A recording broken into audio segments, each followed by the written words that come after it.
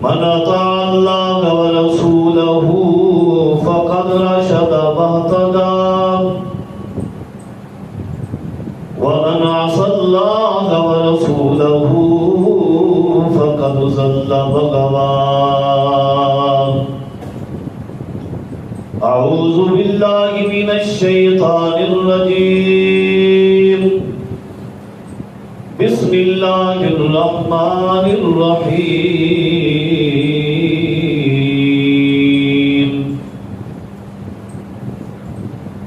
لن ينال اللہ لحومها ولا دماؤها ولكن يناله التقوى منكم.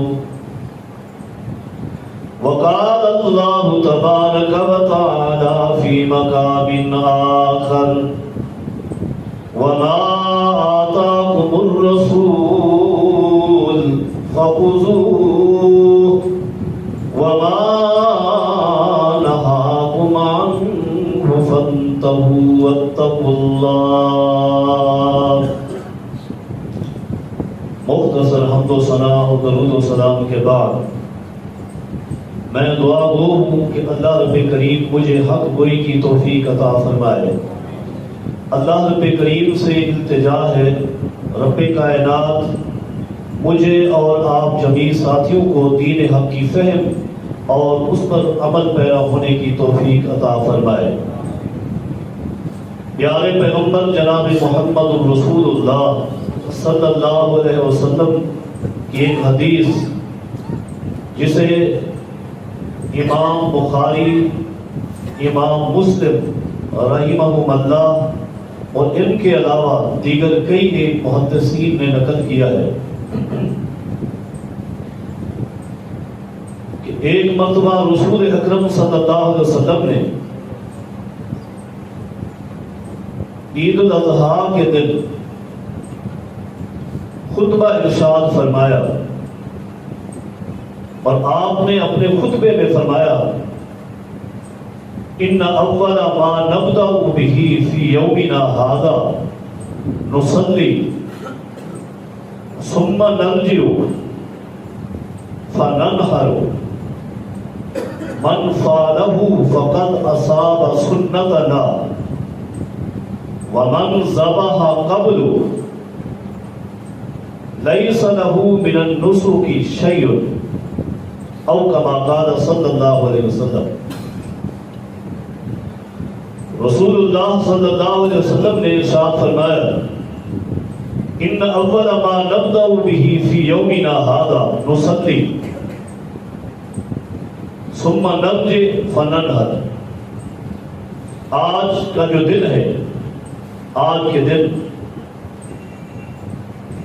ہمارا عمل یہ ہوگا کہ آج ہم سب سے پہلے نماز عید ادا کریں گے اور اس کے بعد ہم واپس جائیں گے. عید ادا کرنے کے بعد جب واپس چلے جائیں گے فننحر تو ہم قربانیاں کریں گے. من فعلہ کائنات کے جس انسان نے اسی طرح عمل کیا فقط اصاب سنتنا اس نے ہماری سنت کو پا لیا، اس نے ہماری سنت پر عمل کیا، اس نے ہمارے طریقے کو پا لیا. ومن ذبح قبل اور جو بندہ آج کے دن نماز عید سے پہلے اپنے قربانی کے جانور کو ذبح کر چکا ہے فَلَيْسَ لَهُ مِنَ النُّسُكِ شَيْءٌ تو اس کا وہ جانور، اس کا گوشت اِنَّهُ لَحْمُ شَاطٍ اس کے جانور کا گوشت حلال ہے، وہ کھایا جائے گا، حرام نہیں ہے. لیکن فرمایا فَلَيْسَ لَهُ فِي النُّسُكِ شَيْءٌ اس کی قربانی نہیں ہوئی. قربانی کا وہی جانور ہے، قربانی کے لیے لایا تھا، قربانی ہی کی تمام شرائط موجود ہیں۔ فرق صرف اتنا ہے،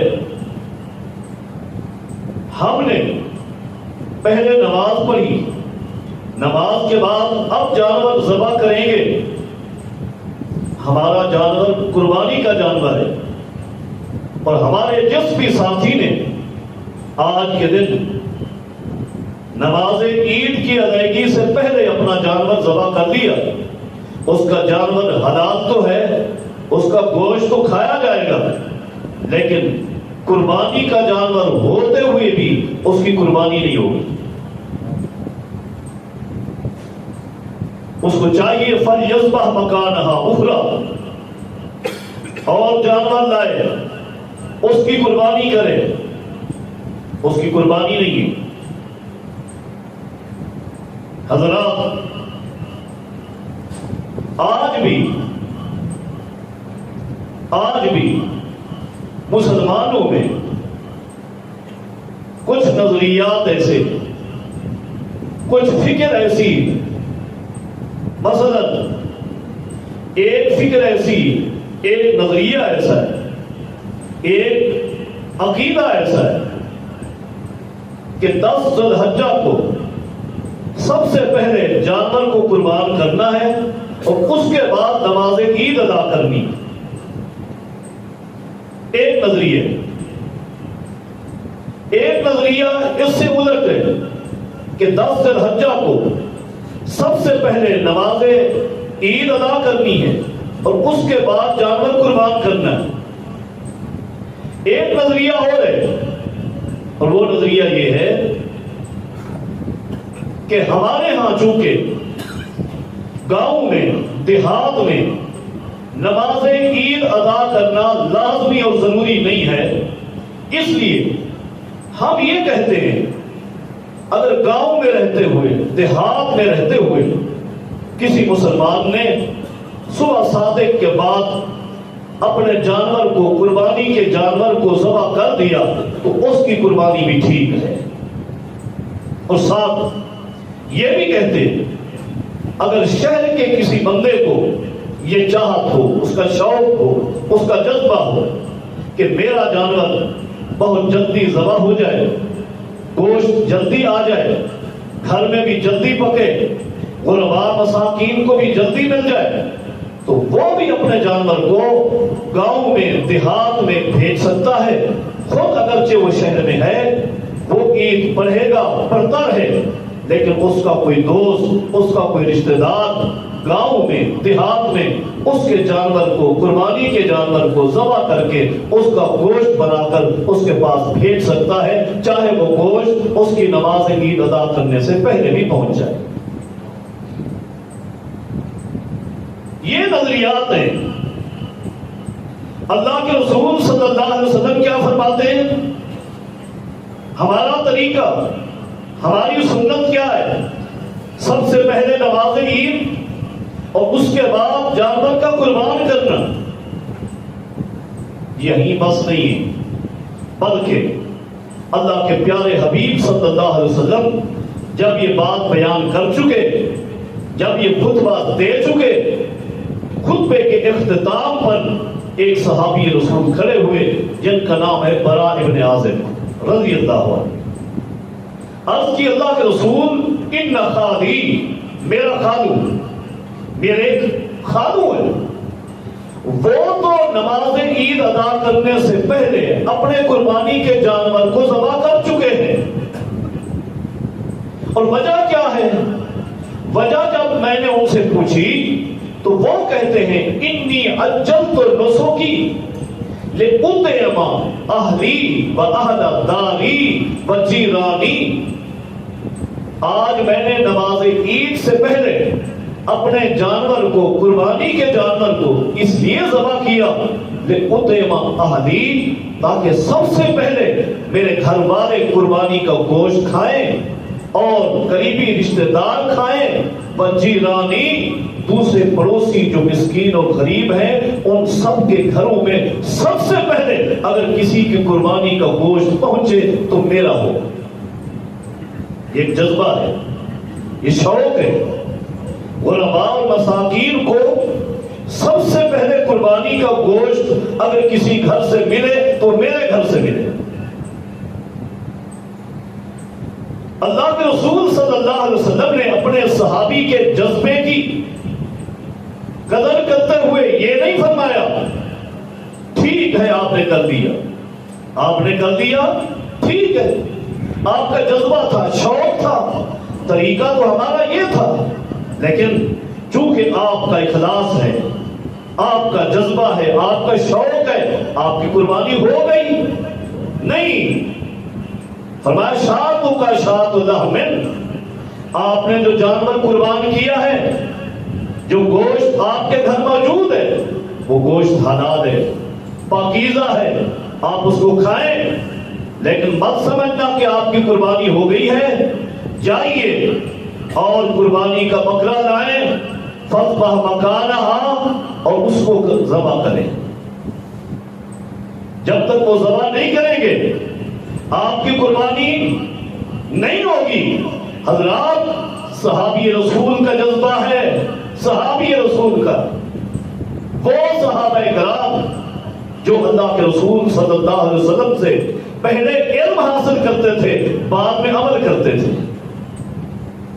امام بخاری رحمہ اللہ نے صحیح بخاری میں باب قائم کیا ہے، باب علم قبل القول والعمل. دنیا کے لوگوں، عمل کرنے سے پہلے شریعت کا علم لازمی ہے. اگر کسی شخص کے پاس شریعت کا علم نہیں اور اس نے عمل کیا، اس کا عمل شریعت کے ہاں کسی قدر کا نہیں ہے، کوئی اس کی وقت نہیں ہے. اس صحابی رسول نے جس کا ایمان اتنا اعلیٰ، جس کی شان، جس کا اخلاص، جس کا مرتبہ یہ کہ وہ صحابی رسول، لیکن علم نہیں تھا کہ پہلے ذبح نہیں کرنا، بعد میں کرنا ہے. یہ علم حاصل کیے بغیر اگر ذبح کر لیا، صحابی ہے ٹھیک ہے، صحابی ہونا الگ، لیکن اس کی قربانی ہو نہیں. قربانی تب ہوگی جب طریقے پر ہوگی کائنات کے امام محمد مصطفیٰ صلی اللہ علیہ وسلم. پہلے علم، بعد میں عمل. فاعلم انہ لا الہ الا اللہ واستغفر لذنبک. اے میرے حبیب صلی اللہ علیہ وسلم، فاعلم انہ لا الہ الا اللہ، سب سے پہلے آپ لا الہ الا اللہ کا علم حاصل کریں. واستغفر لذنبک، اور پھر عمل ہے واستغفر لذنبک. نبی کو بھی اللہ نے پابند کیا، پہلے علم ہے، بعد میں عمل ہے. اگر کسی کے پاس علم نہیں اور اس نے عمل کیا، اس کے عمل کی کوئی قدر نہیں ہے. صحابہ کرام تعلمنا العلم والعمل جميعا، ہم نے اللہ کے حبیب سے علم و عمل ایک ساتھ سیکھا. یہی وجہ ہے میدان عرفات میں جب احکامات کی آخری آیت نازل ہوئی، الیوم اکملت لکم دینکم واتممت علیکم نعمتی ورضیت لکم الاسلام دینا. اللہ کے حبیب صلی اللہ علیہ وسلم وہی لے کر جو ہی فارغ ہوئے، صحابہ کرام کو یہ وہی سنائی. صحابہ کرام نے بیک زبان اللہ کا شکر ادا کرتے ہوئے کہا، اے اللہ کے رسول، تم الوحی وتم العمل. اے اللہ تو بھی گواہ ہو جا، تم الوحی وتم العمل. آج تیری وحی بھی مکمل ہو گئی، تیری وحی پر عمل بھی مکمل ہو گیا. تیری وحی پر عمل بھی مکمل ہو گیا. حضرات، جذبہ تھا، شوق تھا، علم نہیں تھا، پتہ نہیں تھا، معلومات نہیں تھی، عمل کی قدر نہیں ہوئی. آج علم موجود ہے، معلومات ہے. پیغمبر نے فرما دیا پہلے نماز ہے، بعد میں قربانی ہے. جان بوجھ کر پیغمبر کی مخالفت کرنا یہ بدعت ہے، یہ شریعت کا عمل نہیں، یہ دین نہیں ہے، یہ بدعت ہے. بدعت کل بدعت ضلالہ، ہر بدعت گمراہی ہے، ہر بدعت گمراہی ہے. امام حسن بصری رحمہ اللہ مجھے یاد آئے، صحابہ کرام کے شاگرد ہیں، تابعی ہیں، تقریباً 200 صحابہ کرام کے شاگرد ہیں حسن بصری رحمہ اللہ. کیا فرماتے ہیں؟ فرماتے ہیں لوگوں لا يقبل اللہ لصاحب بدعۃ صلاۃ ولا صوما ولا حجا ولا عمرۃ حتی یدعها.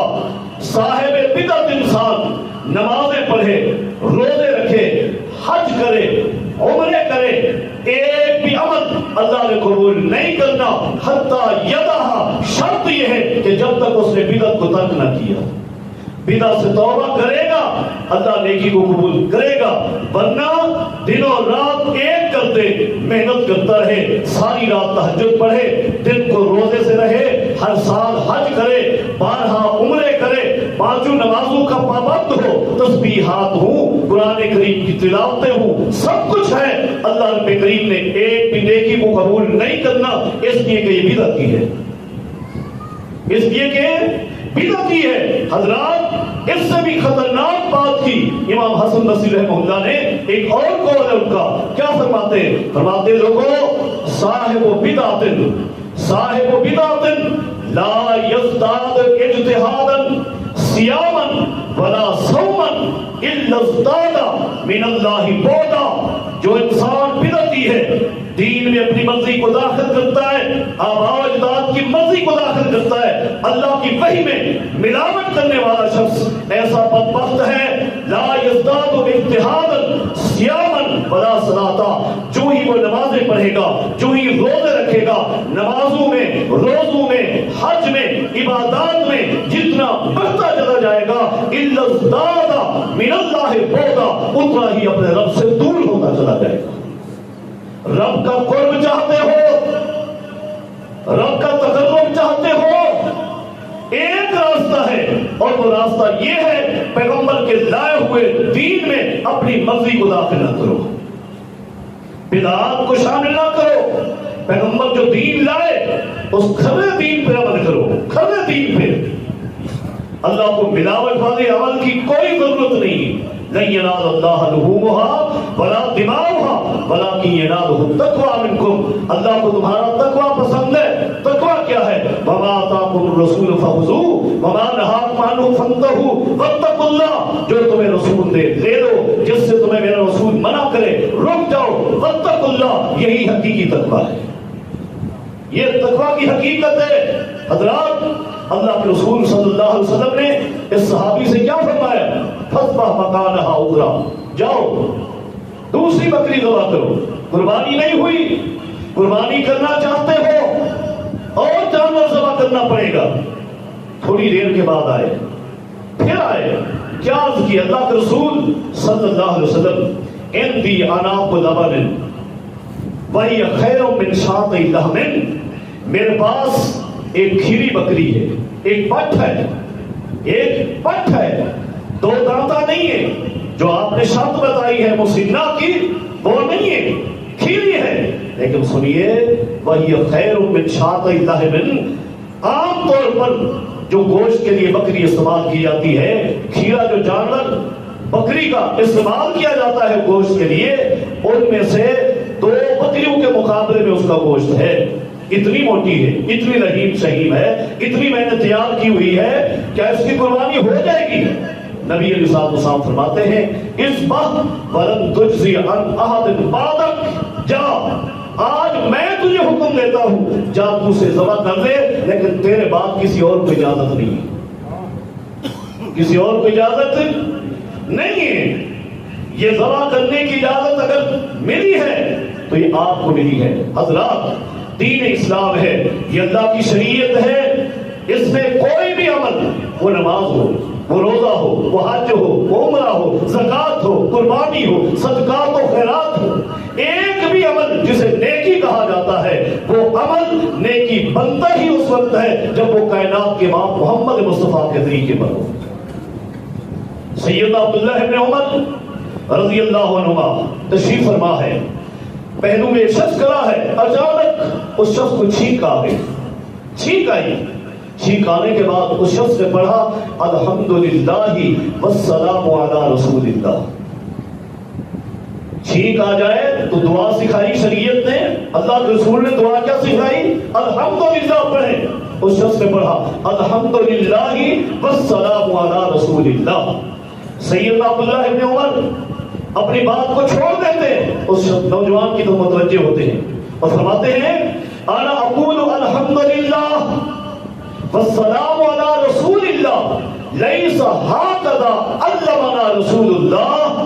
اے نوجوان، ہمیں جو تعلیم ملی ہے جب چھینک آئے الحمدللہ پڑھنا ہے، والسلام علی رسول اللہ عظیم جملہ ہے، بڑی نیکی ہے، لیکن لیس ہکذا علمنا رسول اللہ، یہ جملہ اس مقام پر محمد مصطفیٰ کی تعلیم نہیں ہے. اگر اس مقام پر کوئی اس جملے کو پڑھے گے تو سوائے برائی کے، گناہ کے، خطا کے، جہنم کے اور کچھ نہیں ملے گا. جملہ اچھا ہونا شرط نہیں ہے، جگہ کا اچھا ہونا شرط نہیں ہے. عمل کے لیے سب سے مین اور جو بہترین شرط ہے وہ طریقہ ہے مصطفیٰ ہے صلی اللہ علیہ وسلم. محمد رسول اللہ صلی اللہ علیہ وسلم کو اللہ رب کریم نے یہ جو اعزاز عطا فرمایا ہے. حضرات، امام بخاری رحمۃ اللہ علیہ نے ایک حدیث نقل کی جس کے راوی سیدنا عقبہ بن عامر ہیں. توجہ فرمائیں، عقبہ بن عامر رضی اللہ تعالیٰ عنہ. حدیث چھوٹی سی، کیا فرماتے ہیں؟ قسم النبی صلی اللہ علیہ وسلم بین اصحابہ الضحایا ولعقبہ جزاۃ. نبی علیہ السلام کے پاس مال غنیمت میں کچھ جانور آئے ہوئے تھے اور موقع ہے عید قربان کا، عید الاضحیٰ کا موقع ہے. آج نبی علیہ السلام نے غرباء صحابہ کرام کو بلایا اور سب میں جانور تقسیم کیے اس لیے کہ تم ان جانوروں کی قربانی کرو، ان جانوروں کی قربانی کرو. سیدنا عقبہ بن عامر فرماتے ہیں میرے حصے میں ایک کھیری پٹ آئی، ایک کھیری پٹ آئی. حضرات، اس حدیث میں کئی ایک نقطے ہیں. ایک نقطہ تو یہ ہے کہ حاکم وقت کی ذمہ داری ہے جو لوگ تنگ دست ہیں، قربانی نہیں کر سکتے، خزانے سے، بیت المال سے ان کو رقم دے یا جانور خرید کر کے دے تاکہ وہ بھی قربانی کریں، ان میں ترغیب بھی پیدا ہو اور ان کی دلجوئی بھی ہو. اللہ کے رسول صلی اللہ علیہ وسلم امام ہے، حاکم وقت کی ذمہ داری ہے. ایک نقطہ یہ ہے اس حدیث میں، اور دوسرا نقطہ یہ ہے نبی علیہ السلام نے ان لوگوں کو جانور دے کر قربانی کروائی جو لوگ شریعت میں قربانی کرنے کے مکلف نہیں تھے، مکلف نہیں تھے. یہ قربانی کا مرتبہ بیان کیا، اس لیے تو فرمایا من وجد ساعۃ فلم یزکی فلا یقربن مصلانا. جس بندے کے پاس قربانی کرنے کی طاقت موجود تھی، استطاعت تھی، اس نے جتنے بہانے بنائے، ہیلے بنائے، رب تو جانتا ہے نا، اس نے قربانی نہیں کی. اللہ کا حکم ہے، اللہ کی وحی ہے، اللہ کی وحی ہے. فلا یقربن مصلانا، جہاں مسلمان نماز عید ادا کر رہے ہوں وہ اس میدان کے قریب بھی نہ جائے. حضرات، ہم بھی تقریب کرتے ہیں، ہم بھی تقاریب مناتے ہیں اپنے چاہنے والوں کو، اپنے پیاروں کو، محبوب لوگوں کو بلاتے ہیں. رب کی منائی ہوئی یہ تقریب ہے، رب نے تقریب رکھی ہے عید الاضحیٰ کی. رب یہ چاہتا ہے کہ جسے میں نے استطاعت دی اور اس نے میرا حکم نہیں مانا وہ یہ حق رکھتا ہے کہ اس عیدگاہ کے میدان کے قریب بھی نہ آئے. وہ اتنا مبغوض ہے رب کے ہاں کہ رب اپنے اس پیارے بندوں کی تقریب میں بھی اس کو شامل نہیں ہونے دیتا. جب اس رب نے اتنا اعزاز دیا تمہیں، اتنا شان دی، اتنا مقام دیا، یہ کوئی کم مقام ہے؟ اللہ کے رسول صلی اللہ علیہ وسلم، سنن ابو داؤد کی حدیث ہے، عید کا دن ہے، نماز عید پڑھا کے فارغ ہوئے، ایک صحابی رسول آئے ہیں، بڑا پریشان ہے اور آ کر درخواست کی، اللہ کے رسول صلی اللہ علیہ وسلم آپ نے قربانی کا حکم دیا، ابھی ترغیب سنی میں نے، لیکن سنیے میرے گھر میں صرف ایک ہی بکری ہے اور وہ دودھ کی بکری ہے، میرے بچے اس کا دودھ پیتے ہیں، اگر وہ بھی ذبح کر دوں تو میرے گھر میں دودھ نام کی کوئی چیز نہیں ہوگی۔ اور فقر کی حالت یہ ہے کہ کئی کئی دن میرے بچے دودھ پہ گزارا کرتے اور ہم بھوکے رہتے ہیں۔ کیا کہتے ہیں آپ؟ اگر آپ کا حکم ہے میں اس بکری کو ذبح کر دوں، اسے ذبح کر دوں، نبی علیہ الصلوۃ والسلام کیا فرماتے ہیں؟ یہ زبان وحی ہے، زبان وحی حرکت کرتی ہے۔ وما ينطق عن الهوى ان هو الا وحی یوحى، فرمایا ولکن خذ من شارک واظفارک وتقص من شواربک وتحرق عانتک فذلک تمام اضحیتک عند اللہ۔ اے میرے صحابی، میں نے تیری ساری باتیں سن لی، اب رب کا پیغام یہ ہے، جا اپنے بال کٹوا، ناخن کٹوا، مونچھیں تراش، اپنی حجامت مکمل کر لے، اللہ تجھے اسی حجامت کرنے سے مکمل قربانی کا اجر و ثواب عطا فرمائے گا۔ اس کے خزانے میں کمی؟ ایک بندہ کئی لاکھ روپے خرچ کر کے جانور ذبح کرے، اخلاص سے خالی ہوا، رب نے اس کو قبول نہیں کرنا، اور وہ شخص اخلاص کی بنیاد پر اگر استطاعت نہیں تھی نماز عید ادا کرنے کے بعد اپنی حجامت کر لیتا ہے، رب نے اسے لاکھوں کی قربانی سے بڑا اجر و ثواب دینا۔ لیکن حضرات ایک کڑوی بات بھی کہہ دوں، نبی علیہ الصلوۃ والسلام نے حجامت جو ذکر کی ہے اس میں یہ نہیں فرمایا کہ داڑھی کو بھی منڈوا دینا۔ میں یقین رکھتا ہوں اگر کسی نے نماز عید پڑھنے کے بعد اس نیت سے حجامت کروائی اور داڑھی کو بھی رگڑ لیا، مجھے یقین ہے رب اس کو قربانی کا ثواب نہیں دے گا۔ پیغمبر کی سنت کا یہ حشر نہیں، سنت پہ عمل کرو گے، یہ سنت کی برکت ہے کہ استطاعت نہیں تھی، رب نے لاکھوں کے جانور کا ثواب عطا فرما دیا۔ میں یہ عرض کر رہا تھا کہ نبی علیہ الصلوۃ والسلام کے پاس مال غنیمت کے جانور آئے، آپ نے تقسیم کیے، تقسیم کرتے رہے۔ سیدنا عقبہ ابن عامر فرماتے ہیں رضی اللہ عنہ، میرے حصے میں جو بکری آئی وہ کھیری بکری تھی، جزا تھی، تقریباً 1 سال کی عمر کی تھی، لیکن دودھ کے دانت ابھی باقی تھے، دودھ کے دانت ٹوٹے نہیں تھے، 2 دانت نہیں تھی۔ آپ نے فرمایا جاؤ میرے صحابہ قربانیاں کرو، یہ جانور تمہیں دیے ہیں قربانیاں کرو۔ سب چلے گئے، عقبہ ابن عامر رضی اللہ عنہ واپس آئے، سیدنا عقبہ واپس آئے، آ کر درخواست کی اللہ کے رسول جو میرے حصے میں بکری آئی ہے یہ تو کھیری ہے، کیا کروں؟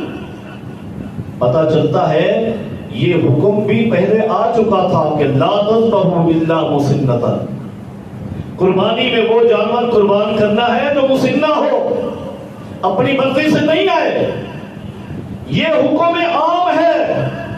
عقبہ عرض کرتے ہیں اللہ کے رسول آپ کا ہی حکم ہے اور حکم عام ہے پوری امت کے لیے، پوری کائنات کے لیے، لا تذبحوا الا مسنۃ، مسنہ جانور ذبح کرو، الا یوسر علیکم فتذبحوا جزاء من الظام، بھیڑ کا جزا اس وقت جائز ہے جب کچھ نہ ملے، تنگی ہو، اس وقت۔ یہ تو عام آپ کا قاعدہ ہے، اصول ہے، اور اس اصول کے خلاف جانور آپ نے مجھے دیا، قربانی کیسے کروں؟ میں ابھی عرض کر رہا تھا نبی علیہ الصلوۃ والسلام سے بعض ایسی چیزیں ملتی ہیں، نبی علیہ الصلوۃ والسلام نے اعلان فرمایا تھا کہ مردوں کے لیے ریشم کا لباس حرام ہے، اور چند ہی دن گزرے تھے نبی علیہ الصلوۃ والسلام نے ایک بہترین کھلا، ایک بہترین قمیض خوبصورت ریشم کا بنا ہوا دیا، کس کو؟ سیدنا عمر کو رضی اللہ عنہ۔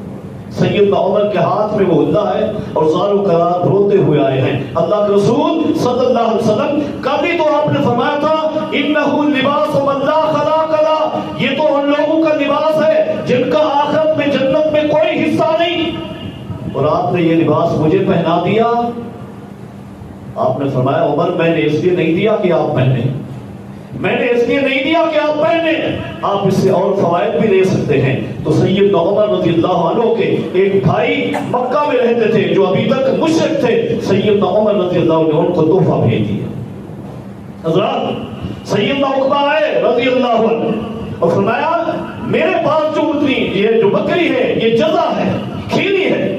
میں نے عرض کیا کہ اس حدیث میں کئی ایک نکات ہیں، لیکن میرے نزدیک اس حدیث میں سب سے بڑا جو نقطہ ہے، سب سے جو بڑا مسئلہ ہے وہ یہ ہے کہ اس حدیث میں میرے پیارے پیغمبر صلی اللہ علیہ وسلم کی شان، آپ کا مرتبہ اور آپ کا مقام بیان ہوا ہے، آپ کی شان بیان ہوئی ہے۔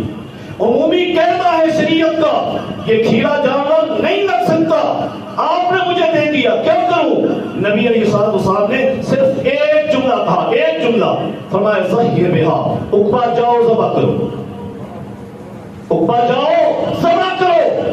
یہ میرے پیغمبر کی شان ہے، آپ کا مقام ہے کہ اگر آپ کسی کام پر ہاں کہہ دے تو حلال ہو جائے، نہیں کہہ دے تو حرام ہو جائے، ہاں کہیں تو جائز ہو جائے، نہیں کہیں ناجائز ہو جائے۔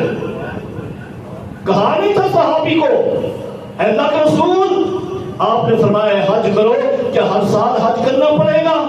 بار بار کہا، تیسری مرتبہ نبی علیہ الصلوۃ نے فرمایا نہیں، زندگی میں ایک بار کرنا ہے، لیکن سنو جو بار بار آپ کہہ رہے تھے وَلَوْ قُلْتُ نعم، اگر میری زبان اتنی حرکت کرتی کہ میں کہتا نعم جی ہاں، اگر میں یہ کہہ دیتا میرے کہنے سے لواجبت، تو یہ ہر سال کا حج واجب ہو جاتا، پھر تم نہ کر سکتے۔ میں کیوں نہ کہوں کہ میرے پیغمبر کی یہ شان ہے، آپ ہاں کہیں تو جائز ہو جائے، حلال ہو جائے، فرض ہو جائے، واجب ہو جائے، آپ نہیں کہیں حرام ہو جائے، ناجائز ہو جائے، غلط ہو جائے۔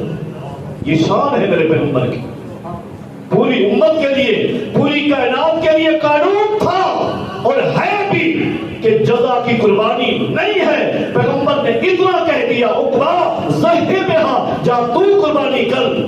یہ تو اکیلے عقبہ تھے حضرات، یہ تو اکیلے عقبہ آئے تھے یہ اعتراض لے کر کہ میری جو قربانی کا جانور ہے یہ شریعت کے اصول کے مخالف ہے، یہ اکیلے عقبہ تھے۔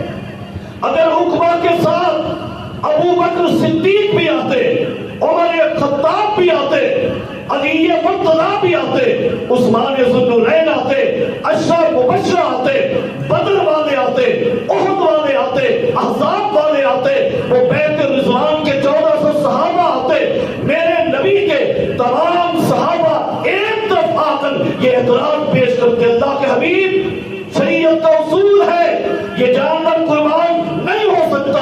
سارے صحابہ کی بات مل کر بھی وہ وزن نہیں رکھتی تھی، تو میرے پیغمبر نے ایک ہی جملہ کہا ضحیہ بہا، عقبہ ذبح کر۔ سارے صحابہ کی بات مل کر، تمام انبیاء کی باتیں مل کر جمع ہو جائیں، سب ایک طرف ہوں، اکیلے محمد مصطفیٰ دوسری طرف ہوں، ساری کائنات مل کر میرے پیغمبر کا مقابلہ نہیں کر سکتی۔ یہ تو وہ پیغمبر ہے کہ جس کے سامنے اگر جبریل کی بات بھی آ جائے تو دین نہیں بنتی جب تک کہ جبریل کی بات کی تصدیق کائنات کے امام محمد مصطفیٰ نہ کر دے۔ دین نہیں ہے، شریعت نہیں ہے جب تک کہ اس کی تصدیق محمد مصطفیٰ نہ کرے۔ اور آج ہم نے کلمہ پڑھا، ہم مسلمان ہیں، میرے فلاں بزرگ نے یوں کہا، اس کی یہ بھی دین ہے، میرے استاد نے یوں کہا یہ بھی دین ہے۔ کیا تیرے استاد کس قول کی، تیرے بزرگ کس عمل کی، تیرے شیخ کے اس طریقے کی تصدیق محمد مصطفیٰ نے کی ہے؟ اگر کی ہے تو دین مان لوں گا۔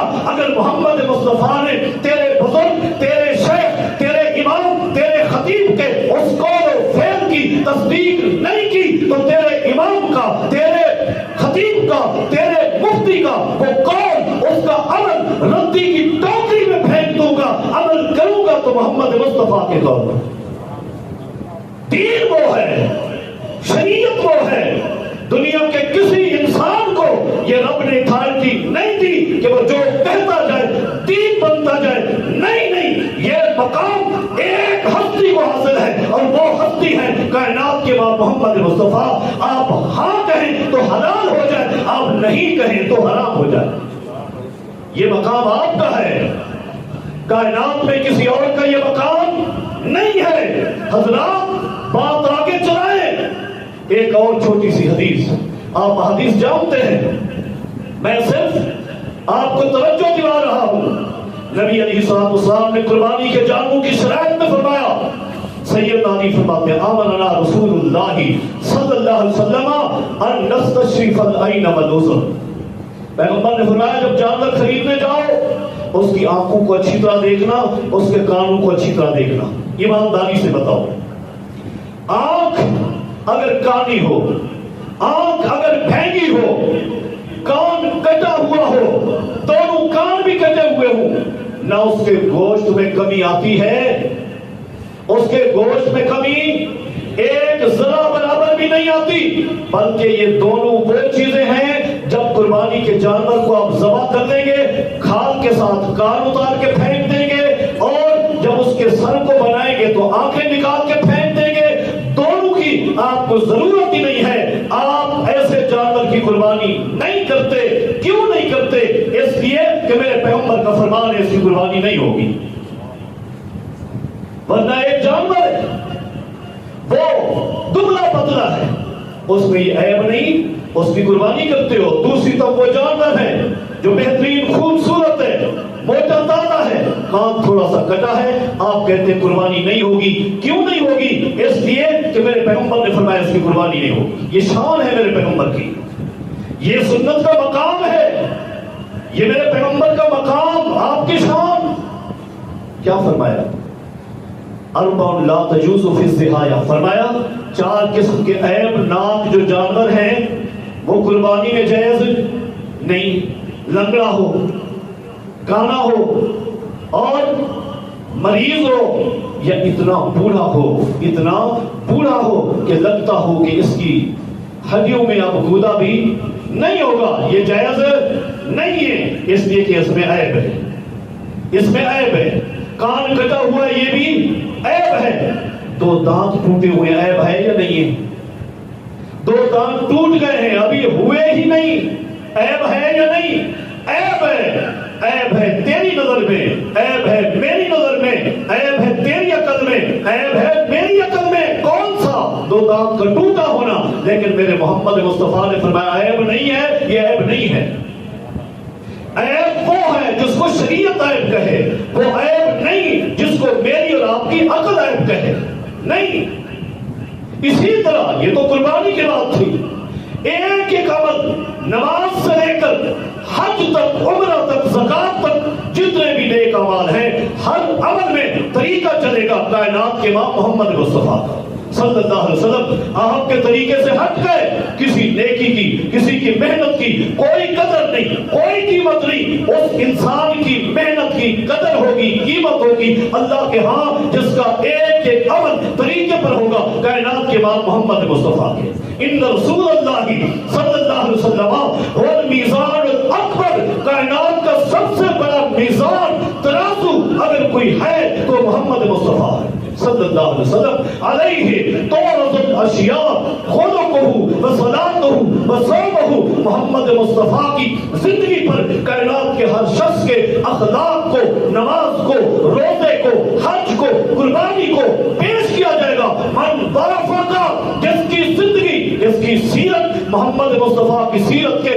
موافق ہو گئی وہ پاس ہو گیا. ومن لم یوافق, جس کی زندگی, جس کا کردار, جس کی نمازیں, جس کا حج, جس کے روزے, جس کی قربانی محمد مصطفیٰ کے طریقے سے ہٹ کر ہیں, وہ شخص ناکام ہے, مردود ہے, فیل ہو گیا, جہنم میں چلا گیا.